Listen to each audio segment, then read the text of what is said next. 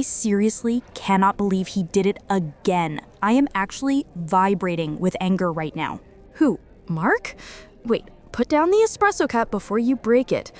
What happened? I thought you guys were heading up to the coast this weekend. We were, keyword being were. I took Friday off work. I booked that cute little Airbnb with the ocean view 3 months ago. It was supposed to be our anniversary weekend. Oh no, don't tell me. Let me guess. His mother called. Ding, ding, ding, we have a winner. Apparently, his aunt is visiting from Ohio, and they suddenly decided they need to have a big family barbecue on Saturday. So our trip is canceled, just like that.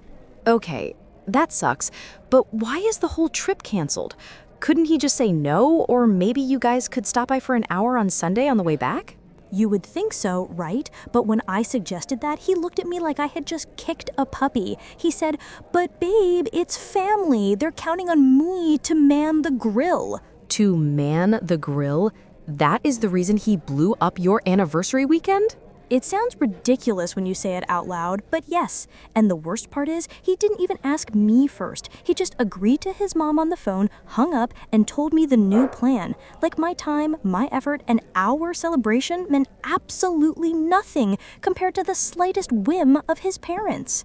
Okay, I am getting mad on your behalf now. That is not just an annoying scheduling conflict. That is incredibly disrespectful to you. I feel completely invisible. It is like I'm an accessory in his life that gets put on a shelf whenever the real people, his original family, snap their fingers. And if I get upset about it, somehow I'm the bad guy. I'm the selfish one who doesn't understand the value of family. He actually said that you are selfish. Not in those exact words, but it was heavily implied. He gave me this speech about how lucky we are to have a close family and how I should be more supportive. I felt like I was taking crazy pills. I am supportive. I go to every birthday, every holiday dinner. But this was supposed to be our time. How often does this happen? Be honest. If I'm being honest, constantly. It is never big crisis either. It is always low-level demands. His dad needs help cleaning the garage on a Saturday morning we had planned to sleep in. His sister needs a ride to the airport at 5 a.m. when she could easily take an Uber. And Mark just jumps. He says yes before I even know what is happening. It sounds exhausting. It is. I'm exhausted from fighting for second place in my own relationship. I love him, I really do. When it's just the two of us, things are amazing. But it feels like there are actually 6 people in this relationship, and I'm the only one who doesn't get a vote. I don't know how much longer I can do this. I hear you, and I think you are right to be at your breaking point. But I have to ask a hard question. When he canceled the trip for the barbecue, what was your immediate reaction to him? How did that conversation go? Oh, I exploded. I believe I yelled something along the lines of, "You have got to be kidding me. You need to grow a spine." Ah, and I assume that went over well? It did not. He shut down completely, called me unreasonable, and went to sleep in the guest room. So now we have no weekend trip and we're not speaking. Great strategy, right? Look, your anger is totally valid, but I think we need to look deeper at what is actually going on here, because yelling at him to grow a spine clearly isn't working. This isn't just about a barbecue. This is about something much bigger in how he is wired. It is easy to say he has no spine, but I think what you are actually dealing with is something called enmeshment. Have you ever heard of that? Enmeshment? It sounds like a trap or a fishing net. It is kind of like a net. In healthy families, kids grow up, they form their own identities, and they leave the nest to build their own lives. They still love their parents, but their primary loyalty shifts to their new partner. That is the natural order of things. Okay, that is definitely not what is happening here. Mark acts like he is still 12 years old and terrified of disappointing his mother. Exactly. In enmeshed families, that separation never really happens. The boundaries are blurry. If his mom is disappointed, Mark doesn't just feel bad for her, he feels responsible for fixing it. Her feelings become his feelings. So when she calls about the barbecue, he isn't hearing an invitation. He is hearing a command. He feels an intense, irrational guilt if he says no. So he is prioritizing his guilt over my happiness? That makes me feel great. It is not about you. And that is the hard part to grasp. It is about his anxiety. He has been trained his whole life to be the good son who keeps the peace. When you demand he choose you over them, you are asking him to break a lifetime of conditioning.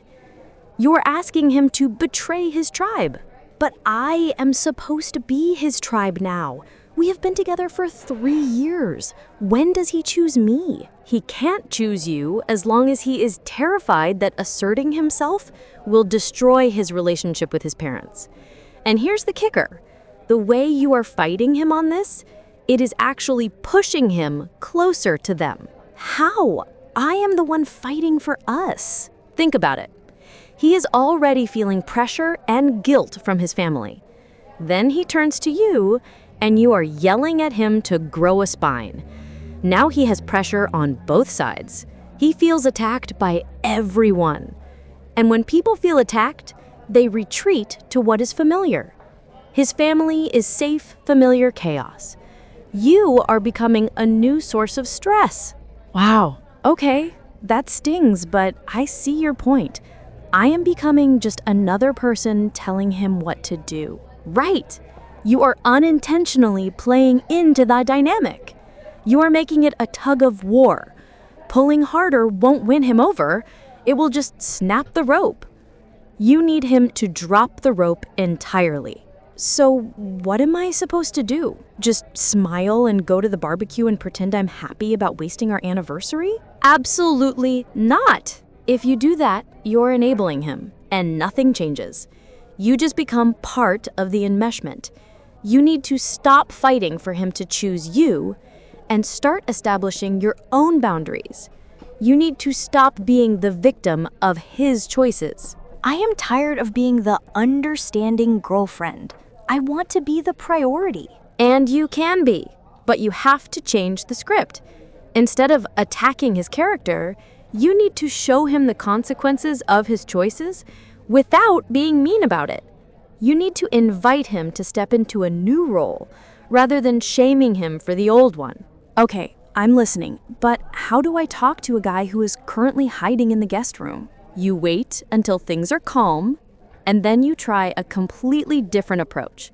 We're going to use something called the Team Us concept. Are you ready for the game plan? Here is the game plan. It is called differentiation. Right now, you are acting like his happiness is your responsibility, just like he thinks his mom's happiness is his responsibility. You are all tangling your emotions together. You need to untangle them. You need to show him that you are an autonomous woman who has a life, with or without his permission. Differentiation. Okay, so does that mean I break up with him? Because I really do not want to do that yet. No, you don't break up. You simply stop participating in the madness. You go home, you make him a peace offering tea, and you say something like this. Mark, I understand that you feel a lot of pressure to be there for your family, and I respect that you want to help them. I am not going to ask you to skip the barbecue anymore. Wait, what? I am surrendering? That sounds like losing. It is not surrendering. It is the setup. Because then you say, however, our anniversary and this trip are incredibly important to me. I need to celebrate this milestone. So I am going to drive up to the coast on Friday as planned. I am going to keep the reservation. I would love more than anything for you to join me. But if you feel you need to be at the barbecue, I respect your choice. I will see you when I get back on Sunday. You want me to go alone? To our romantic getaway? Yes, and this is the critical part. You have to say it calmly, with zero sarcasm and zero anger. You are simply stating a fact. You are going. The invitation is open. The ball is entirely in his court. He is going to freak out. He will say, I'm abandoning him. He might, but look at what that statement does.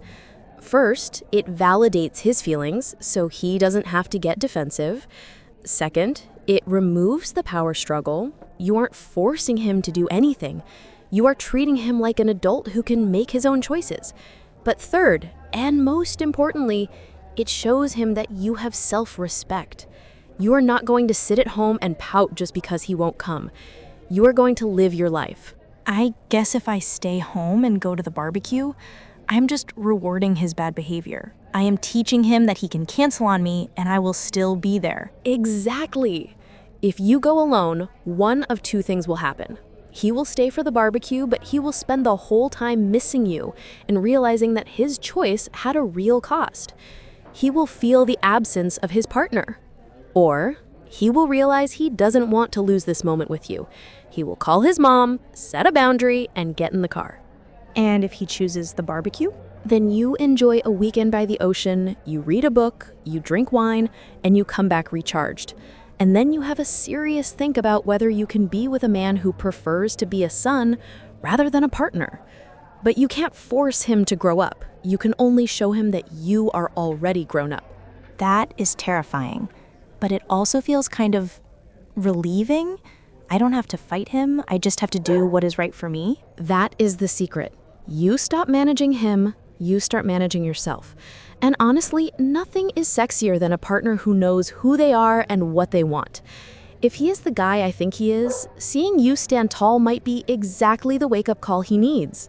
Okay, I'm going to do it.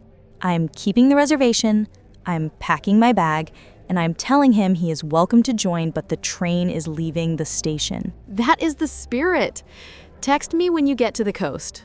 Hopefully with a co-pilot, but if not, enjoy the view. I will. Thanks for talking me off the ledge. Anytime. Go get your weekend back.